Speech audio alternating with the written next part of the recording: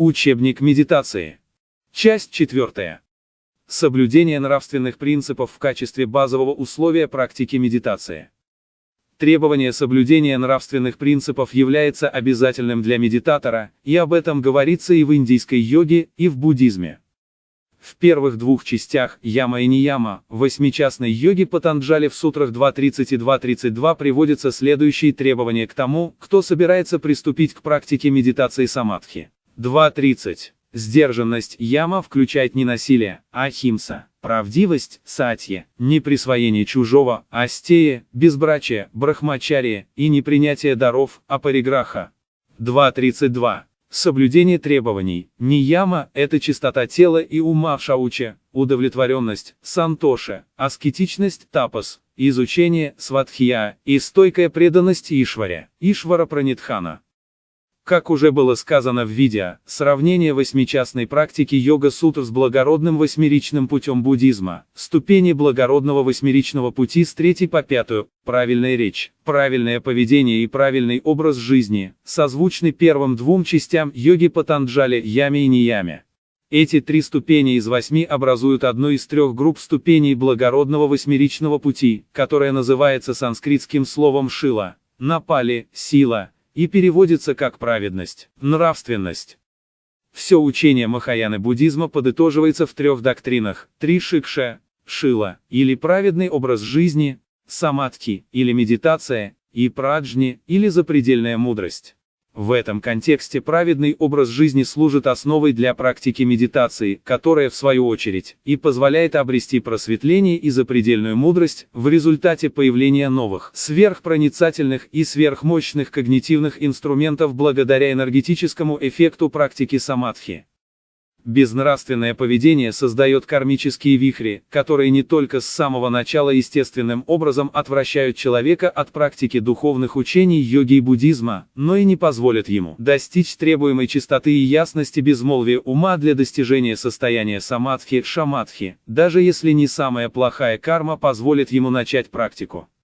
В случае неправедного поведения медитатора некоторое начальное усиление его энергетических способностей в первую очередь ударит по нему самому, только ускорив его нравственное и кармическое падение.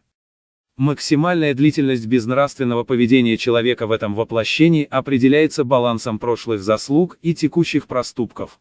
При этом большое количество прошлых заслуг, своеобразный кармический щит или противовес, у неразумного человека может оказать ему медвежью услугу, способствуя отсрочке воздаяния за постепенно накапливающиеся проступки текущей жизни, из-за неразумного неправедного поведения, в результате отправляя теперешнего кармического везунчика посредством кармических качелей в другую крайность. Невероятно долгие и ужасные страдания для отработки негативной кармы. Ничто в этом мире в конечном счете не проходит бесследно, даже если это не очевидно сейчас, причем не обязательно в одной только этой жизни и в этом мире.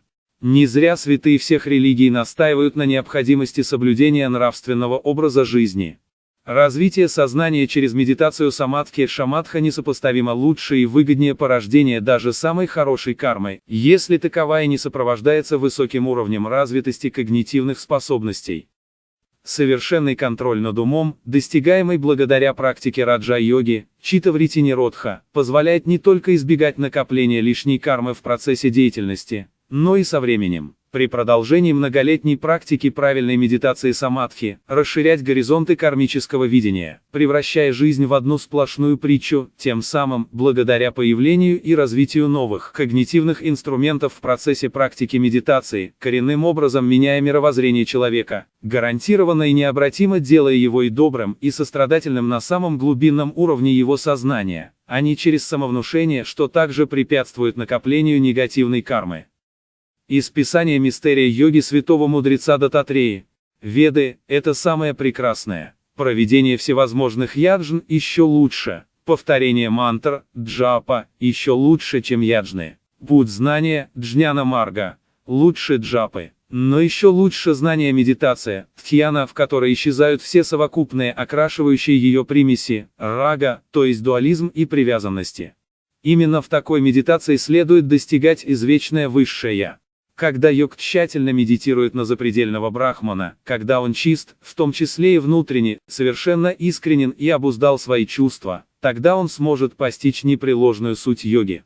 Такая великая душа Махатма достигает, наконец, своей практикой йоги наивысшего освобождения, вимукти. Краткий текст мистерия йоги, йога-рахасья на санскрите, это диалог между аватаром Даттатреей и царем Аларкой, его учеником, в котором приведены интересные советы по практике йоги-медитации, и описание этапов практики медитации. Отдельно можно отметить, что в процессе появления текстов хатха-йоги в 15-18 веках очевидное несоответствие воинственности, агрессивности и вооруженного насилия монахов индуистских акхар, боевых, по своей сути, с концепцией обязательного для монахов соблюдения ненасилия ахимсы в йога-сутрах Патанджали привело к тому, что в тогдашних текстах хатха-йоги ненасилие ахимса в частности и яма с ниямой в целом постепенно перестают упоминаться в качестве требований, предъявляемых к хатха-йогам. В таких известных текстах хатха-йоги, как Гаракшападхати и Кхиранда Самхита, нет никакого упоминания ямы и ниямы, то есть нравственных заповедей йогов, включающих ненасилие, ахимсу. В отличие от 8 частей текста йога-сутр Патанджали, в Гаракшападхати имеется только 6 частей, иногда называемых ступенями, а в Кхиранда Самхите 7, что достигнуто убиранием ямы и заменой ниямы на шаткармой, физические очистительные процедуры. Возможно, кто-то возразит, что нравственность, включая ненасилие, и так подразумевается для того, кто претендует на монашество и следование по пути к духовности. Но на это можно сказать, что, во-первых, много из не менее очевидных и гораздо менее значительных вещей, тем не менее подробно описывается в этих текстах.